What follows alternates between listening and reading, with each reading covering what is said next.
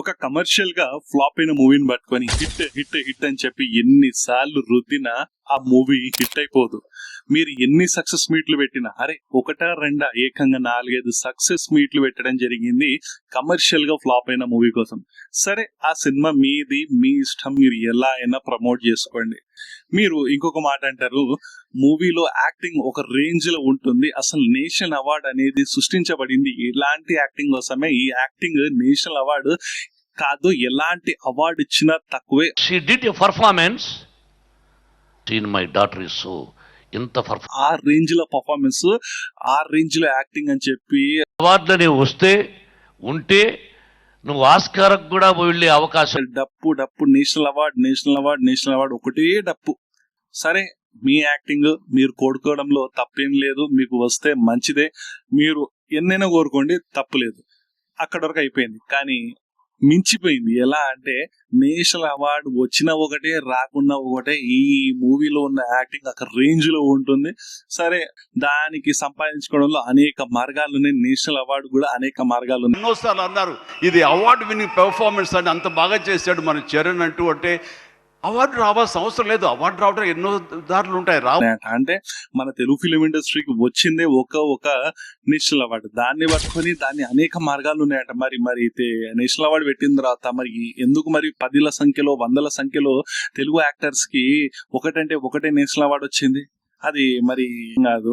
Movie మీ ఇష్టము, success అయిందో fail అయిందో మీరు సక్సెస్ మీట్లు చేసుకోండి. మీరు ఒక నాయకుడికి, కథానాయకుడికి నేషనల్ అవార్డు రావాలని చెప్పి ప్రతి ఒక్క యాక్టర్ ఉంటుంది. సరే, అలా కోరుకోవడంలో తప్పేం లేదు. నేషనల్ అవార్డు వచ్చినా ఒకటే, రాకున్నా ఒకటే అనుకోవడంలో కూడా ఎలాంటి తప్పు లేదు. కానీ నేషనల్ అవార్డు రావడం కోసం అనేక మార్గాలు ఉన్నాయని చెప్పి చెప్పారు కదా చిరంజీవి గారు, అది చాలా పెద్ద తప్పు. ఎందుకంటే నేషనల్ అవార్డు ఉన్నదే ఒకటి మనకు తెలుగు యాక్టర్ లో వచ్చింది, అది అల్లు అర్జున్ గారికి వచ్చింది. సో అలాంటి నేషనల్ యాక్టర్ అవార్డు రావాలి అని కోరుకోవడంలో ఎలాంటి తప్పలేదు, మీకు రావాలనుకోవడంలో ఎలాంటి తప్పలేదు. కానీ వచ్చుడే అనేక మార్గాలలో ఉన్నాయని చెప్పి దాన్ని కించపరిచి మాట్లాడడం అనేది కరెక్ట్ అంటే కరెక్ట్ కాదు. మరి అలా అని చెప్పి 10ల సంఖ్యలో 100ల సంఖ్యలో ఎవరికి నేషనల్ అవార్డ్స్ అయితే రాలే కదా, వచ్చింది ఒకటే కదా. సరే, రాదని ఫిక్స్ అయినట్టున్నారు, మరి ఆ ప్రెస్టేషన్ లో అన్నారని చెప్పి అనుకోవచ్చు. అంటే కమర్షియల్ గా సక్సెస్ అవ్వని మూవీ. ఇంకా చాలా చోట్ల దాదాపు ఈ మూవీకి బిజినెస్ జరిగింది, ప్రీ రిలీజ్ టికెట్ బిజినెస్ దాదాపు 220 కోట్ల వరకు ప్రీ రిలీజ్ బిజినెస్ జరిగింది. దీనికి ఇప్పటి వరకు వచ్చింది 180 నుంచి 185 కోట్లు. అందులో నుంచి కూడా మాక్సిమం షేర్ అమౌంట్ వచ్చేసి తెలుగు స్టేట్స్ నుంచి వచ్చింది, అండ్ ఇంకొకటి వచ్చేసి ఓవర్సీస్ నుంచి వచ్చింది. మిగిలిన హిందీ కానివ్వండి, తమిళ్ కానివ్వండి, మలయాళం కానివ్వండి, కన్నడ కానివ్వండి, కంప్లీట్ గా అల్ట్రా డిజాస్టర్ గా నిలవడం జరిగింది. ముఖ్యంగా హిందీ గురించి ఎంత తక్కువ మాట్లాడుకుంటే అంత మంచిది, మలయాళం తమిళ్ గురించి కూడా ఎంత తక్కువ మాట్లాడుకుంటే అంత మంచిది. నిజం చెప్పాలంటే రాయలసీమ తెలుగు ఫిలిం అయినా కూడా రాయలసీమ సీడెడ్ ప్రాంతంలో కూడా దాదాపు హై లాసెస్ నే ఇక్కడ వచ్చినట్లు మనకైతే తెలుస్తుంది. కమర్షియల్ గా వర్కౌట్ అయిందంటే దాదాపు కమర్షియల్ గా వర్కౌట్ అయిన ప్రాంతాలు ఒకటి నైజాం అంటే తెలంగాణ ప్రాంతంలో, ఇంకొకటి వచ్చేసి మనకు ఆంధ్రాలో దాదాపు బ్రేక్ ఈవెన్ అయినట్లు తెలుస్తుంది. దాదాపు ఇంకా అవ్వలేదు, కంప్లీట్ గా దాదాపు అయినట్లు తెలుస్తుంది. అటు సీడెట్ లాంటి ప్రాంతంలో నష్టాలు వచ్చాయి, ఇటు తమిళనాడులో పట్టుమని ₹1 కోటి వచ్చాయి, అటు మలయాళంలో అయితే కేవలం 20 లక్షలు, కేవలం 20 లక్షలు, 1.5 సేల్ అయితే 20 లక్షలు రావడం జరిగింది. కన్నడలో దాదాపు 20 కోట్లకు సేల్ అయితే 12-13 కోట్లు రావడం జరిగింది షేర్ రూపంలో. అందులో నుంచి కూడా దాదాపు అంత తెలుగు లాంగ్వేజ్ లోనే రావడం జరిగింది, కన్నడ లాంగ్వేజ్ లో నామినల్ కలెక్షన్స్ రావడం జరిగింది. అటు హిందీలో చూసుకున్నా ఎంత తక్కువ మాట్లాడుకుంటే అంత మంచిది. హిందీలో అసలు కలెక్షన్స్ రాలేదు, మంచి బిజినెస్ జరిగింది హిందీలో, అయినప్పటికీ కలెక్షన్స్ రాలేదు, చాలా డెఫిషియట్ లో హిందీలో ఉంది. ఇటు తెలుగులో కూడా ఇది పరిస్థితి. ఓవర్సీస్ లో కూడా దాదాపు 35 నుంచి 40 కోట్లకు ఈ మూవీ సేల్ అయితే దాదాపు 25 కోట్ల నుంచి 30 కోట్ల వరకు షేర్ వచ్చినట్లు మనకైతే తెలుస్తుంది. సో అక్కడ కూడా మనకు 100% బ్రేక్ ఈవెన్ అయితే అవ్వలేదు. సో ఈ మూవీ ఒక కమర్షియల్ గా పెద్ద మూవీ ఏదైతే ఉందో ఇది కమర్షియల్ గా అంతగా వర్కౌట్ అవ్వలేదు. సరే, మూవీ విషయం గురించి మాట్లాడుకుంటే మూవీకి మిక్స్డ్ టాక్ వచ్చింది. ఆ తర్వాత కేసులు పెట్టడము, స్ట్రైకులు వేయడము, రివ్యూస్ చెప్పకుండా దాన్ని అరికట్టడం కోసము విశ్వ ప్రయత్నాలు చేయడం జరిగింది ఆ టీం. ఆ తర్వాత సరే, మూవీలో ఉన్న పర్ఫార్మెన్సెస్ గురించి మనం మాట్లాడుకుంటే, రామ్ చరణ్ గారి యాక్టింగ్ గురించి మాట్లాడుకుంటే, మిగతా మూవీస్ తో కంపేర్ చేసుకున్నా, ముఖ్యంగా చెప్పాలి అంటే రంగస్థలం మూవీలో నుంచి కూడా కంపేర్ చేసుకున్నా, ఈ మూవీలో యాక్టింగ్ అయితే నాకు పర్లేదు, బాగానే అనిపించింది. ఎందుకంటే చాలా చోట్ల చాలా మెచ్యూర్ యాక్టింగ్ అనిపించింది. తన భుజాన పైన వేసుకుని మూవీని మొత్తం నడిపించినట్లయితే నాకైతే కనిపించింది. చాలా చక్కటి యాక్టింగ్ ఈ మూవీలో, చాలా బాగుంది రామ్ చరణ్ గారి యాక్టింగ్.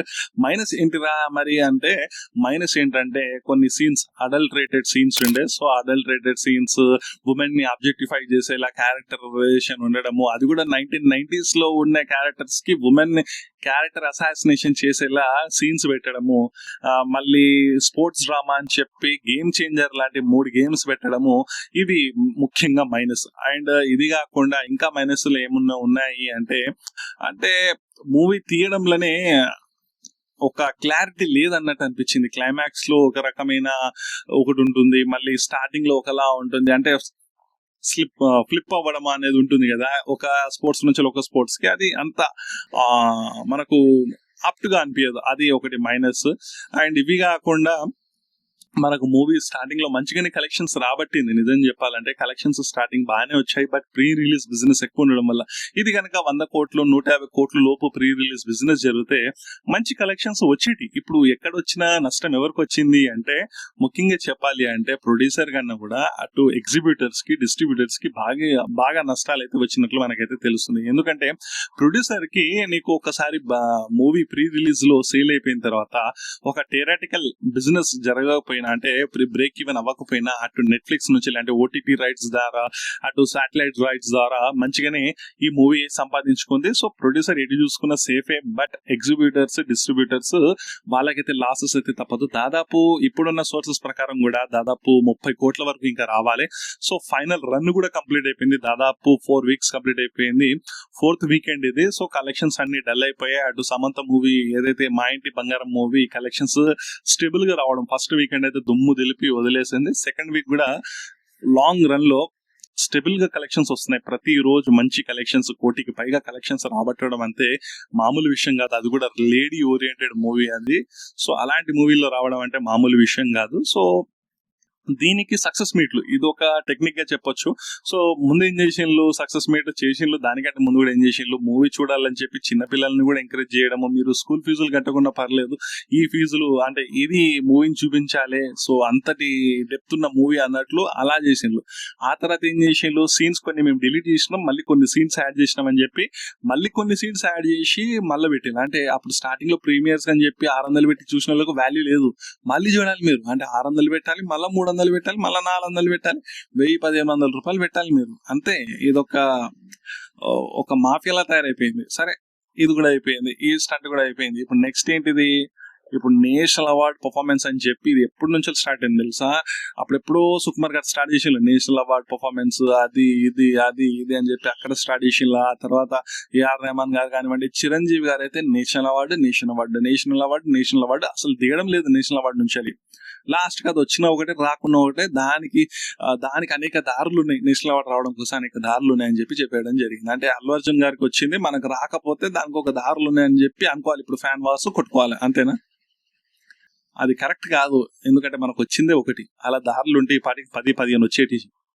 అంత మంచి యాక్టర్స్ ఉన్నారు. నిజం చెప్పాలంటే మీరున్నారు, బాలకృష్ణ గారు ఉన్నారు, నాగార్జున గారు ఉన్నారు, అంత ముందున్న యాక్టర్స్ ఎన్టీఆర్ గారు, ఏఎన్ఆర్ గారు, కృష్ణ గారు, ఇంతమంది యాక్టర్స్ ని పెట్టుకొని ఈ తరం ఉన్న యాక్టర్స్ ఎన్టీఆర్ గారు కానివ్వండి, అల్లు అర్జున్ గారు కానివ్వండి, ఇట్లా యాక్టర్స్ ఉన్నారు. మనకు యాక్టర్స్ ఉన్నప్పుడు కూడా రాలేదు అంటే మరి వచ్చేది కదా, దానికి అనేక దారులు ఉన్నాయంటే. సో అది మరి ఇది కరెక్ట్ గా మాట్లాడడం అనేది అయితే కాదు.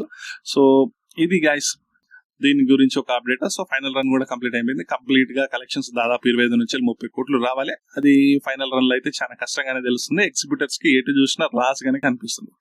ఈ వీడియో మీకు నచ్చినట్లయితే ప్లీజ్ లైక్ చేయండి, షేర్ చేయండి, సబ్స్క్రైబ్ చేయండి, మీ యొక్క ఒపీనియన్స్ ని కామెంట్ రూపంలో తెలియజేయండి. నెక్స్ట్ వీడియోలో మనం మళ్ళీ కలుద్దాం. అంతవరకు బాయ్ ఫ్రెండ్స్, సైనింగ్ ఆఫ్.